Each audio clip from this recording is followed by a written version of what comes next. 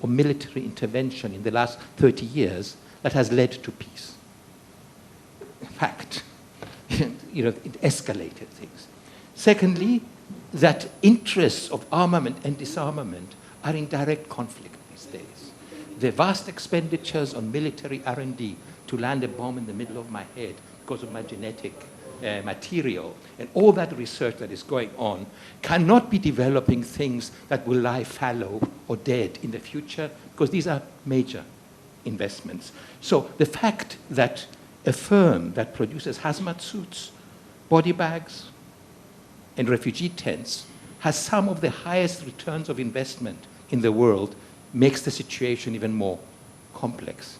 Third little point is that, yes, we understand in Africa and in Southern Africa that there were armed groups that thought that violence could be cathartic, including the ANC, at a certain point of the history, as opposed to, let's call them Neo-Gandhian movements from Nyerere to Nkrumah and others, where non-violent action. The turning point in South Africa, as we all know, was the decision and the realization that violence could not be cathartic and move towards reconciliation and also disarmament and other things. Now, this idea of violence could be cathartic, creates victors and victims and more armed groups and more troublesome people for regimes and more sales for arms that have been escalating at the same time. So all I'm trying to say is that unless, like in Europe, or like inside South Africa, the past was constituted as regrettable, and therefore one could proceed in countries that killed more people than anyone else on earth to be able to have a Pacific Europe over a few years after devastating wars. It was possible, it was done. So that all that was regrettable. We will not be able to construct a moral South-to-South cooperation. It will be a pragmatic one. End of comment. Thank you very much. We would still have time for one or two more statements. That's not the case. We'll just come back to the panel, and you have the opportunity now to respond. Let's reverse the order, so we'll start with Dr. Kausdorff, please. Thank you so much for these reflections. What I was sort of referring to an approach towards prevention of conflict, even and much early warning, using much early warning system, but also making investment that conflict does not arrive in first place. So the approach was more developmental approach, where if you look at how do we reduce the inequalities within the societies at the national and subnational context, and there comes the question of making South-South cooperation work.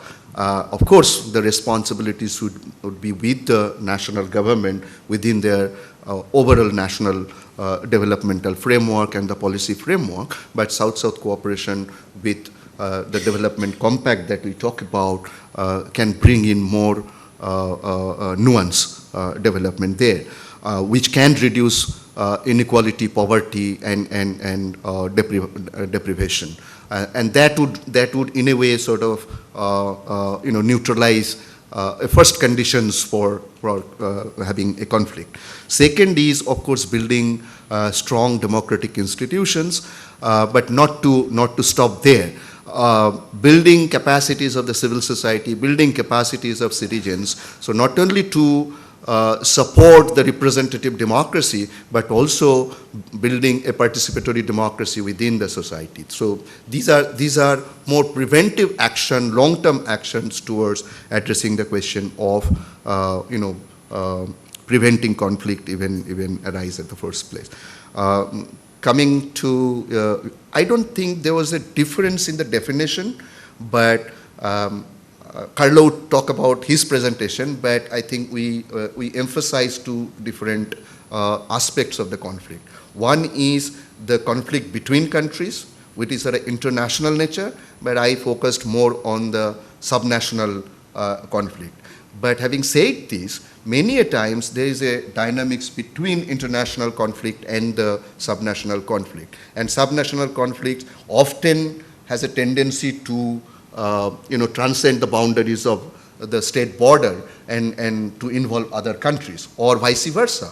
The international conflict can also initiate a subnational conflict. So conceptually speaking, they may feed each other in a bad way. So I don't see the definitional differences, but it's a continuum or dynamism that we need to understand.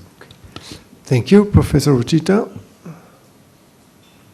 Yeah, thank you. I think it's very interesting the way the discussion is going.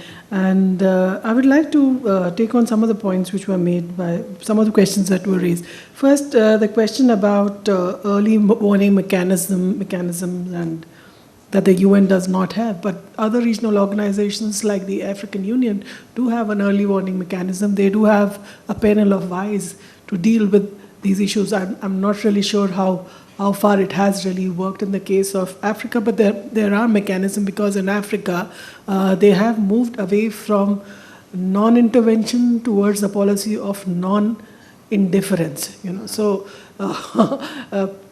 pragmatically, that's what they call for in terms of a resolution, an early resolution to a conflict.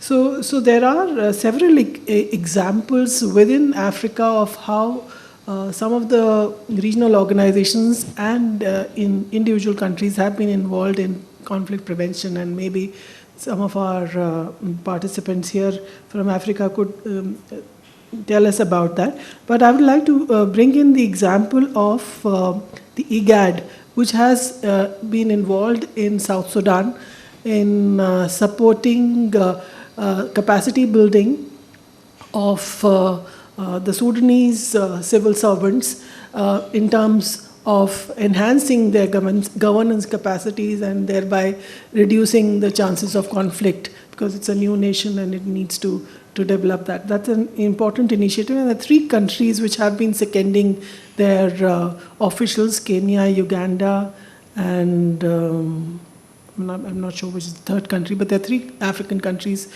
from the region which are basically involved in this. So this is again another example of how South-South cooperation is working. Secondly, this whole talk about reconciliation that you're talking of in terms of South Africa, but I'm not really sure that it's really working even now. In terms of South Africa, it is, but there are South Africa has several individuals which are working on a counter purpose. So you have mercenaries, which have cases of mercenaries being involved in, say, the conflict in settled African Republic. Mercenaries of South African origin. So how do you deal with situations like that? Of course, the South African government has brought about a new model of reconciliation and conflict resolution, but how can it control the private citizens within its borders and their dealings with it? Second important aspect is about the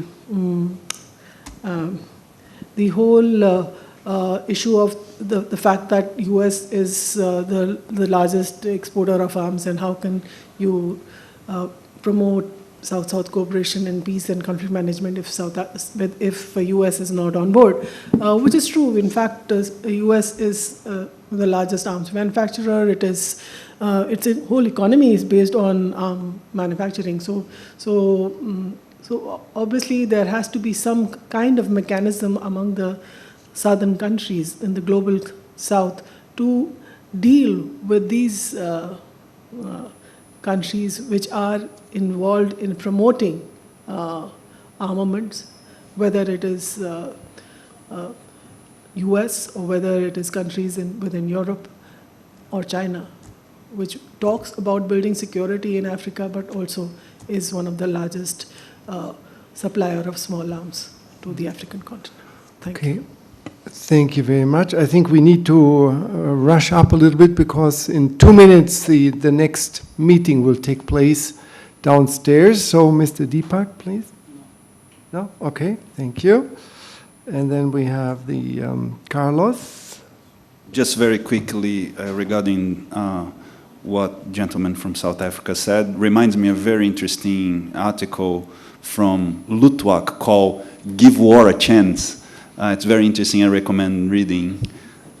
Thank you. Okay, well, reflect on that one. And now, Mr. Dennis, you have the final word. Thank you very much. There was mention of mechanisms in the United Nations system, including organs of the United Nations like the Security Council. I think these have existed, and what we're trying to say today is that the member states in the South can build upon the mechanisms that exist to promote peace and conflict prevention. And in this regard, I wanted to give a quick example of a number of fragile states that have been working to promote peace. They're called fragile to fragile states. And the idea is that they share experiences in terms of preventing conflicts from breaking out. And I think this is an example of what we're trying to say.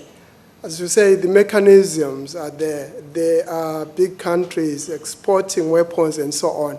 But what can the South of tomorrow help in terms of bringing about peace? And I think the answer lies with the countries of the South. Thank you. Thank you very much. And please join me in giving a hand to the panelists for a great session. And thanks to all those that put up the questions and that listened and shared the session with us. Thank you. Thank you so much.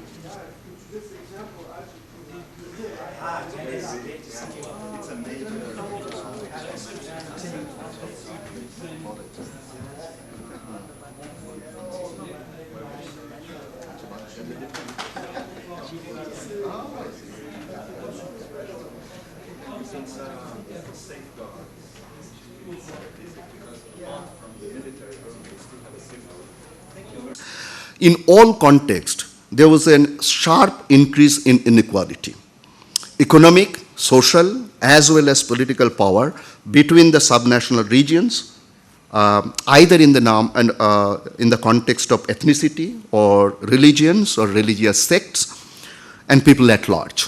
So there's a clear-cut indicator where there is an increase in inequality. Second is perception of being subject to blatant injustice by certain sections by the people. So that's a perception by majority of the people or minority of the people that they are facing some injustice. And then marked deterioration of or undermining of democratic institutions and processes, which otherwise these institutions mediate between different interest groups and therefore reducing the chance of conflict. And fourth one is the dramatic deterioration of civic liberty and spaces for civil society. So these are some early warnings which could be seen in more or less across the globe in all the conflict regions. So indeed, the inequality and exclusion manifest most starkly in political policy arena related to the access to political power and governance, land, water, extractive resources, delivery of basic services, justice and security. So it is possible to predict whether the countries or a sub-region within a nation could get into a conflict region. So what are the new paradigm for peace building? Within this understanding, there is now a kind of paradigm shift in the way peace building and conflict management strategies are now being considered. First of all, this is premised on the understanding that violence and conflict cannot be resolved by short-term partial solutions. And in the absence of institutions that provide people with security, justice, and developmental opportunities. So the point made by Mr. Deepak is very pertinent here. This is perhaps true that the primary responsibility for preventing action to conflict rests with the states, particularly through their national policies. However, in today's context, states are often one actor among many. And states are increasingly called to work with each other and with other actors to keep their countries on a pathway to peace. So it is the ability or inability of the state to work with a range of actors within the national context is extremely important. And this is possible when there is a strong democratic state in place which can sort of mediate and take into consideration the interest of various conflicting groups. The third one is the nexus between development, peace, and security. And this takes concrete form towards an